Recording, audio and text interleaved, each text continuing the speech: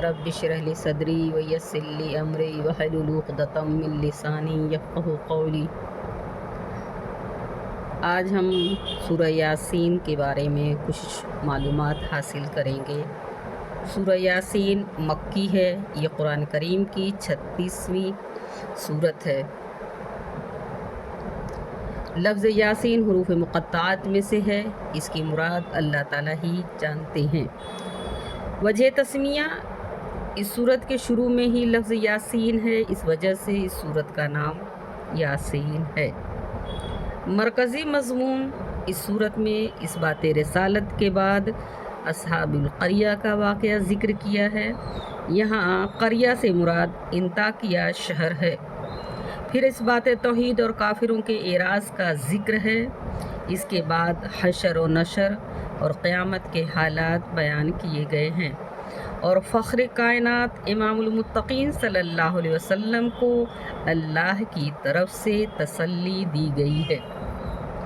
فضائل، حضرت معقل بن یسار سے روایت ہے کہ نبی کریم صلی اللہ علیہ وسلم نے ارشاد فرمایا کہ سورہ یاسین قلب قرآن ہے۔ حضرت ابو ذر رضی اللہ تعالیٰ سے روایت ہے کہ جس مرنے والے کے پاس سورہ یاسین پڑھی جاتی ہے تو اس کی موت کے وقت آسانی ہوتی ہے۔ حضرت عبداللہ بن زبیر رضی اللہ تعالیٰ نے فرمایا، جو شخص سورہ یاسین کو اپنی حاجت کے واسطے پڑھے تو اس کی حاجت پوری ہوگی۔ تفسیر مظہری۔ امام غزالی رحمۃ اللہ جو بہت بڑے عالم ہیں، انہوں نے فرمایا کہ سورہ یاسین کو قلب قرآن کی ایک وجہ یہ بھی ہو سکتی ہے کہ سورہ یاسین قیامت اور حشر نشر کے مضامین خاص تفصیل اور بلاغت کے ساتھ آئے ہیں، اور اصول ایمان میں سے عقیدہ آخرت وہ چیز ہے کہ جس پر انسان کے اعمال کی صحت موقوف ہے۔ خوف آخرت ہی انسان کو عمل صالح پر ابھارتا ہے، اور وہی اس کو ناجائز خواہشات اور حرام سے روکتا ہے۔ تو جس طرح بدن کی صحت قلب کی صحت پر موقوف ہے، اسی طرح ایمان کی صحت بھی فکر آخرت پر موقوف ہے۔ اس سورت کا نام سورہ یاسین کے ساتھ ساتھ حدیث شریف میں عظیمہ بھی آیا ہے۔ ایک حدیث میں سورت کا نام معمہ بھی آیا ہے، یعنی اپنے پڑھنے والوں کے لیے دنیا اور آخرت کی خیر و برکات عام کرنے والی سورت، اور اس کے پڑھنے والے کا نام شریف آیا ہے۔ فرمایا کہ قیامت کے روز اس کی شفاعت قبیلہ بنی ربی کے لوگوں سے زیادہ کے لیے مقبول ہوگی۔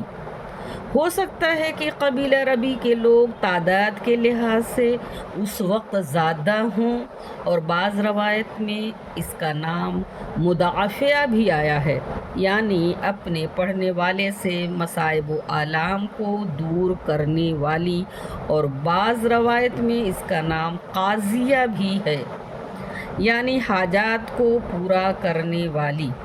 یا ابن کثیر نے فرمایا، جو شخص صبح کو سورہ یاسین پڑھ لے وہ شام تک خوشی و آرام سے رہے گا، اور جو شام کو پڑھے تو صبح تک خوشی میں رہے گا، یعنی رات پرسکون ہوگی۔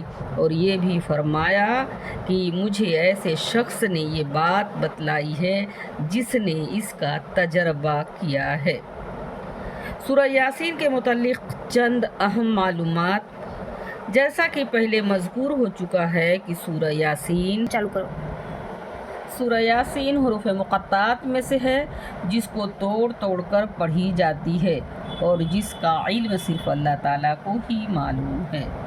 وَمَا يَعْلَمُ تَأْوِيلَهُ إِلَّا اللَّهُ۔ امام مالک رحمۃ اللہ نے فرمایا ہے کہ اللہ کے ناموں میں سے ایک نام ہے۔ حضرت ابن عباس سے بھی ایک روایت یہی ہے کہ یاسین اسماء الہیہ میں سے ہے، اور ایک روایت یہ بھی ہے کہ یہ حبشی زبان کا لفظ ہے جس کے معنی اے انسان، اور مراد انسان سے نبی کریم صلی اللہ علیہ وسلم ہے۔ حضرت ابن جبیر کے کلام سے یہ بات ثابت ہوتی ہے کہ لفظ یاسین نبی کریم صلی اللہ علیہ وسلم کا نام ہے۔ روح المعانی میں ہے کہ رسول اللہ صلی اللہ علیہ وسلم کا نام ان دو عظیم الشان حروفوں سے لکھنا یعنی یا اور سین میں بہت بڑا راز ہے۔ اب سوال یہ پیدا ہوتا ہے کہ آیا یاسین نام رکھا جائے یا نہیں؟ تو امام مالک رحمۃ اللہ نے منع فرمایا ہے، کیونکہ ان کے نزدیک یہ اسماء الہیہ میں سے ہے اور اس کا صحیح معنی معلوم نہیں، اس لیے ممکن ہو کہ اس کا ایسا معنی ہو جو اللہ تعالیٰ کے ساتھ مخصوص ہو، جیسے خالق اور مالک اس کے ساتھ مخصوص ہے۔ اور یہ بھی بتاتے ہیں کہ اگر رسم الخط میں یا سین یعنی یا الف الگ، سین یا نون الگ تو یہ جائز ہے، اس لیے کہ اس کی دلیل یہ ہے کہ قرآن میں آیا ہے سلام علی الیاسین۔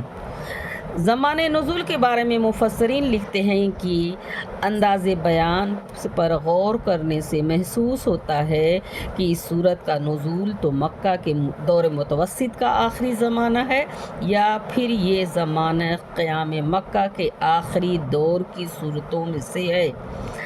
کلام کا مدعا قریش کو نبوت محمدی پر ایمان نہ لانے، ظلم و استہزاء سے ان کا مقابلہ کرنے کے انجام سے ڈرانا ہے۔ ان میں انذار کا پہلو غالب ہے، مگر بار بار انذار کے ساتھ استدلال سے معلوم ہوتا ہے کہ استدلال 3 امور سے لیا گیا۔ توحید، نمبر 1 توحید پر آثار کائنات اور عقل عام۔ نمبر 2 آخرت پہ آثار کائنات، عقل عام اور خود انسان کا اپنا وجود۔ آخرت کو ماننے کے لیے جو کائنات کے اندر رد و بدل آتے ہیں، اسی طرح انسان کی اپنی ذات کے اندر جو تبدیلیاں آتی ہیں، یہ عقیدہ آخرت کو ثابت کرتی ہیں۔ نمبر 3 رسالت محمدی صلی اللہ علیہ وسلم کی صداقت پر اس بات سے ہے کہ آپ تبلیغ و رسالت میں ساری مشقت محض بے غرضانہ برداشت کرتے رہے۔ انہیں تمام مضامین اور موضوعات پر سورہ یاسین میں بحث کی گئی ہے۔